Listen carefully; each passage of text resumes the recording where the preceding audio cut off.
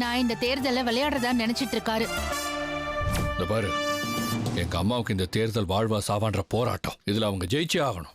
3வது வாட்டி அவங்க தோத்துட்டாங்கன்னா உயிரோடவே இருக்க மாட்டாங்க. எங்க அம்மாவோட உயிரை காப்பாற்ற வேண்டியது ஒரு மகனா என்னோட பொறுப்பு. எங்க அம்மா ஜெயிச்சு எம்எல்ஏ ஆகணும், மந்திரி ஆகணுங்கிறதுலாம் 2ஆம் பட்சம் தான்.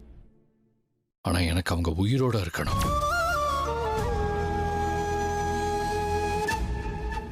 இதெல்லாம் கேட்டா நான் சுயநலமா முடிவெடுத்துட்டாதான் உங்களுக்கு எல்லாம் தோணும். ஆனா நான் ஜெயிச்சா என்னெல்லாம் பண்ணுவேனோ அது எல்லாத்தையும் எங்க அத்தை மூலமா நான் செய்வேன். அதுக்காக தான் எங்க அத்தையை எழுதின மாதிரி இப்படி ஒரு லெட்டரை நான் ரெடி பண்ணேன். எங்க அத்தை ஜெயிச்சு எம்எல்ஏ ஆனா அவங்க கொடுத்த வாக்குறுதி எல்லாத்தையும் அவங்க நிறைவேற்றி தான் ஆகணும்.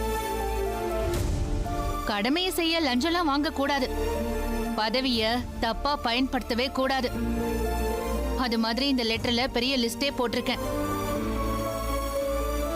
இந்த கண்டிஷன்ல ஒன்ன மீறினா கூட பதவிய ராஜினாமா செய்யறேன்னு ஒத்துக்கிட்டு எங்க அத்தை கையெழுத்து போட்டு கொடுத்த மாதிரி இந்த லெட்டரை ஏற்பாடு பண்ணிருக்கேன். எங்க அத்தை பதவிக்கு வந்ததுக்கு பின்னாடி ஏதாவது தப்பு பண்ணா இந்த ராஜினாமா லெட்டரை யாரு வேணாலும் சிஎம்க்கோ இல்ல கவர்னருக்கோ அனுப்பி வைக்கலாம். அதுதான் இந்த லெட்டரோட முக்கியமான விஷயமே. ராஜேஸ்வரி அம்மாவோட கையெழுத்து இதுல எப்படி வந்துச்சு? நான் சொல்றேங்க, எங்க ஆபீஸ்ல அவங்க பேர்ல நடந்த சொத்து ரெஜிஸ்ட்ரேஷன் டாக்குமெண்ட்ல இருந்து இந்த சைனை எடுத்து தான் யூஸ் பண்ணிருக்கோம். ஐயோ, இதெல்லாம் ரொம்ப தப்பாச்சே. தப்புதான் ஜீவிதா, ஆனா நல்லதுக்காக தான் இதை பண்றோன்னு மனசை நாம சமாதானப்படுத்திக்கிட்டு தான் ஆகணும்.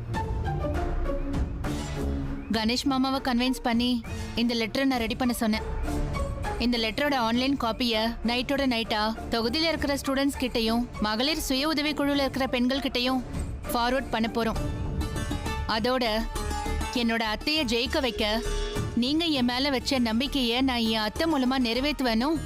எங்க அத்தை ஜெயிச்சாதான் நான் வாழ போன வீட்டுல என்னோட வாழ்க்கை நிம்மதியா இருக்கும்னு உருக்கமா பேசி ஒரு ஆடியோவும் அனுப்ப போறேன். ஏங்க இதெல்லாம் பண்ணணுமா? நீங்க ஜெயிக்க வாய்ப்பு இருக்கிறப்போ இதெல்லாம் வேணாமே.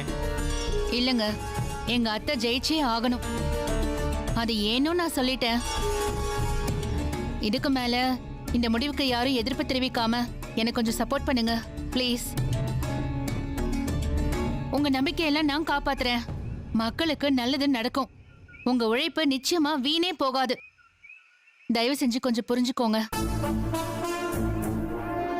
நீ சொல்ற முழுசா நம்பிக்கை இல்லைனாலும் உனக்கு சப்போர்ட் பண்றோம். ரொம்ப தேங்க்ஸ்.